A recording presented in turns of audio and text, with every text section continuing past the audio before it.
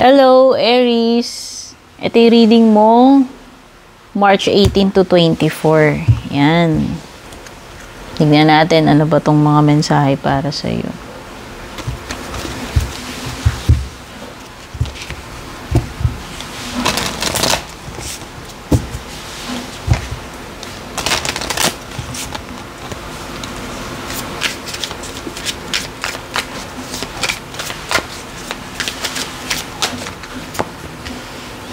Meron kang love life. Free from problems and money troubles. Ayan, oh. Free ka daw from problems and money troubles. Tapos may enjoy mo pa yung love life mo. Ayan, merong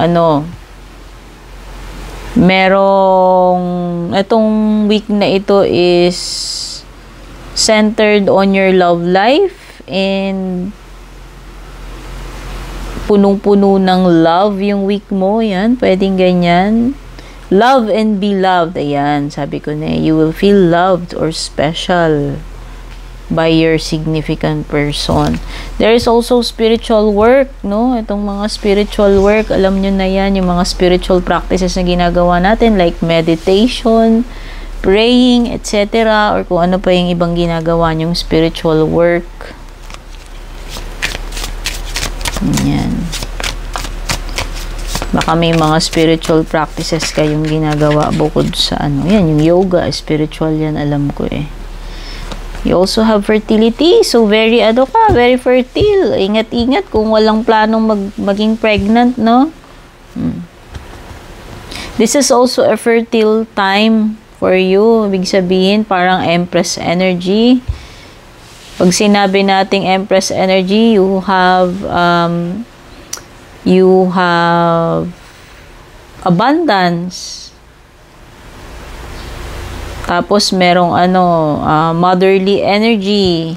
Yun na nga, kung pwedeng pregnancy. Fertility means, ito yung time na nagpupunla tayo, diba? Yun yung kumbaga, yung pinakamalusog yung lupa. Yun yung pinakamagandang time para magpunla ng iyong pananim para sureball na magiging malusog yung mga itinanim mo. So, ito yun. This is a very fertile time. Dapat ngayon ka nag-i-start kung ano man itong mga ventures na gusto mong gawin. Malaki yung possibility na maging na magbubunga, no? Yan yun.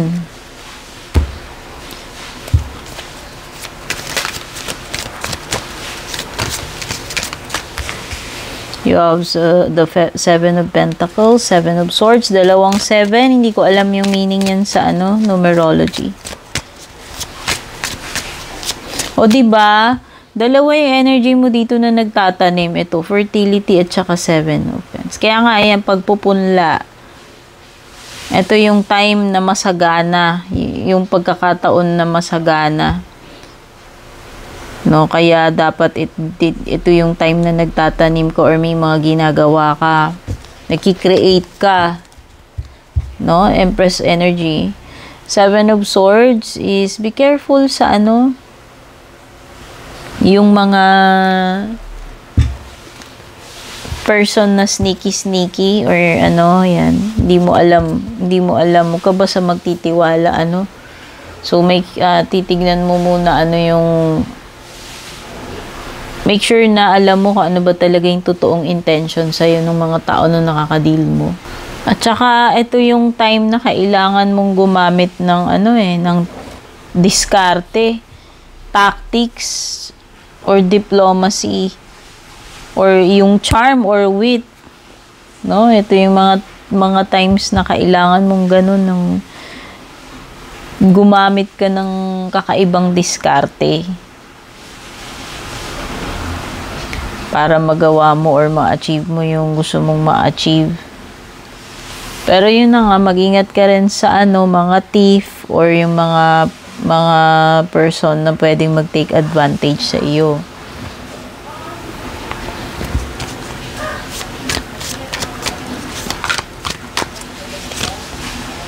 The Hermit. So, pwedeng may Virgo energy.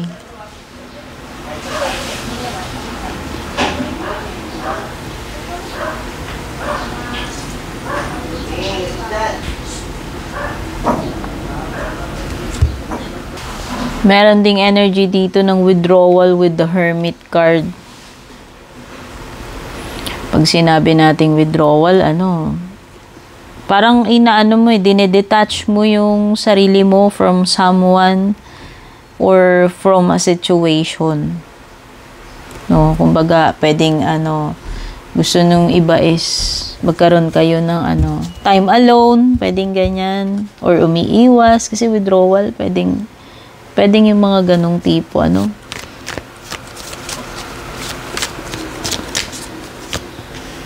The Star card. So, may dito, Virgo energy at saka Aquarius.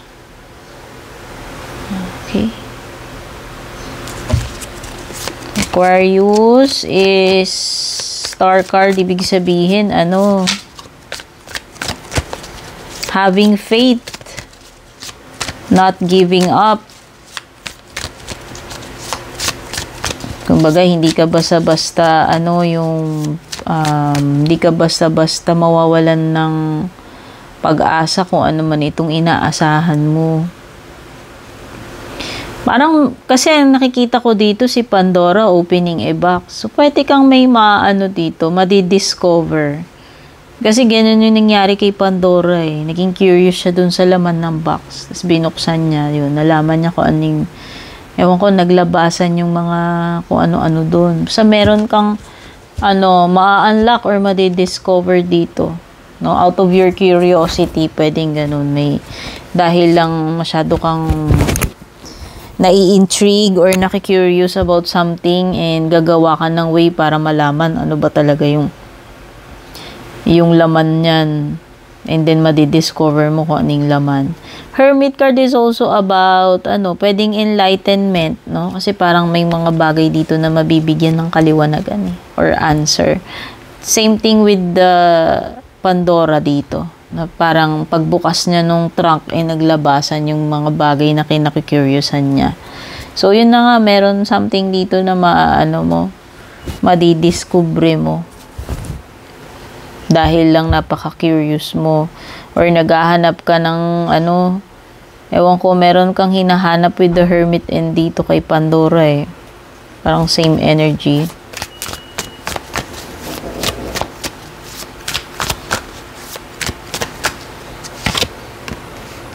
Five of Wands. So, pwedeng may conflict.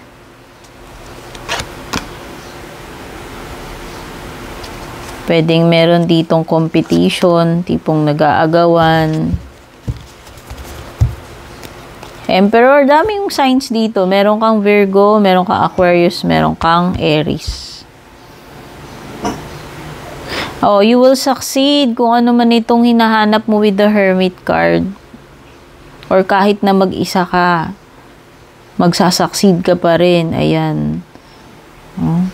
Tapos, mako-convince mo yung mga tao dito. Isa pa yun, yung na-pick up kong energy. Mako-convince mo yung ibang tao.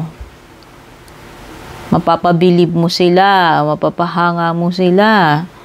O manonotice ka nila. Bibigyan ka nila ng i-recognize ka nila, ipupurihin, ganyan. Makatanggap ka ng recognition. Meron din palang another sign which is Earth sign, Taurus, Virgo, Capricorn. O diba, ikaw talaga ang gagawa ng sarili mong diskarte with the Emperor. Parang ganun din yung nadedetect ko. Maghahanap ka talaga ng dito, ng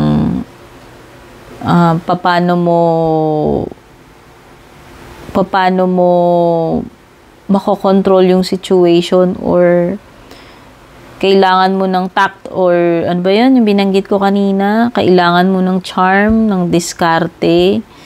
Ayan.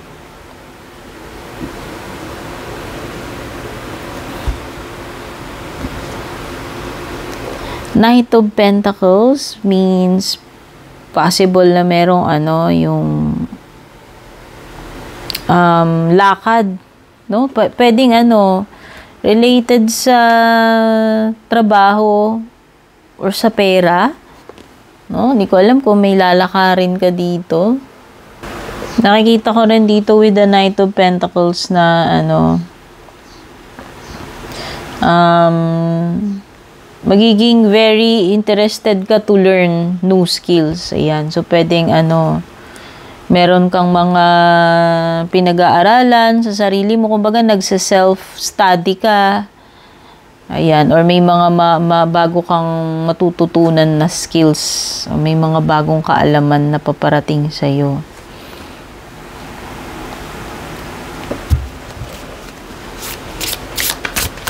Ano pa? Tignan pa natin.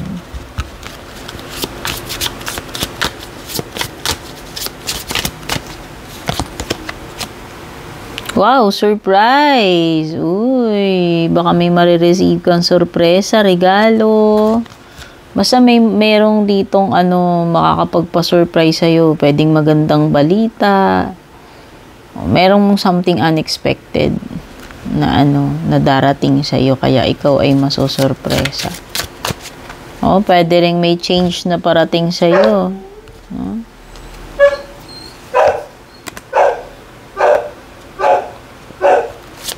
Wow, pera, wealth. Sabi, pag-igihan mo mabuti. Keep up the great work kasi ikaw ay itong mga pinagsipagan mo, you will earn them. Lahat ng mga efforts na to na ginawa mo. Love affair. Ayan, may love life talaga. Love affair tsaka love life. Beware of love affairs. Okay.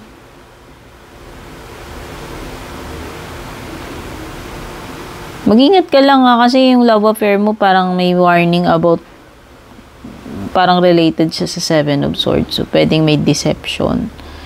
Oo.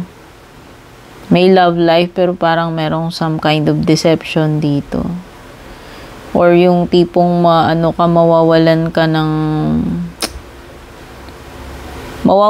ng control dahil sa pagmamahal. Ayan. Sa matinding passion or emotions. Pwedeng mawalan ka ng control dito. Direction. Do not deviate from your path. Plan where you want to be.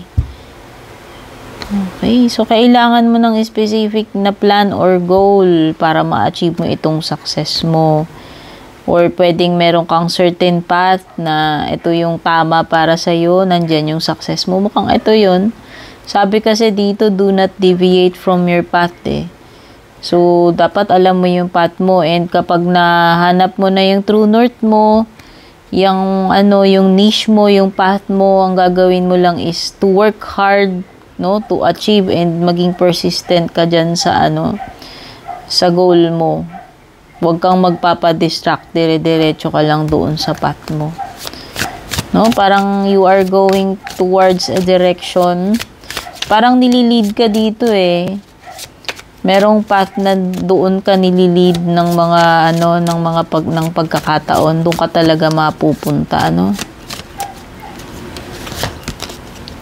Ayan, Itong path na to will lead you to something na maganda, like itong surprise and wealth, Possible na yan yung dyan ka malilid. May fertility, may abundance ka, may wealth. May marireceive ka, may change, may opportunity, meron kang ma-unlock dito, matututunang bagong skills, kaalaman, dami mong makukuha ngayon.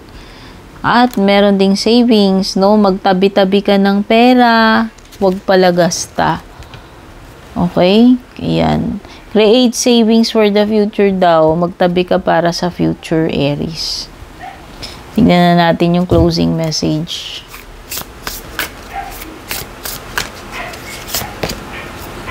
Valiant courage. Take action with passion. Samantalahin mo yung moment. This is a time, diba? Sinabi ko nga, this is a time na magtanim ka, magpunla ka kasi ito yung fertile. Kumbaga, ito yung time na masagana yung lupa at magandang magbungkal-bungkal, magpunla. Kasi ito yung Ito yung maswerteng pagkakataon sa'yo, maraming possibilities and malaking chances mo na maging malago yung itatanim mo. Ayan, take action with passion. Kailangan mong kumilos right now kasi ito yung fertile time. Okay, Aries, thank you so much and God bless.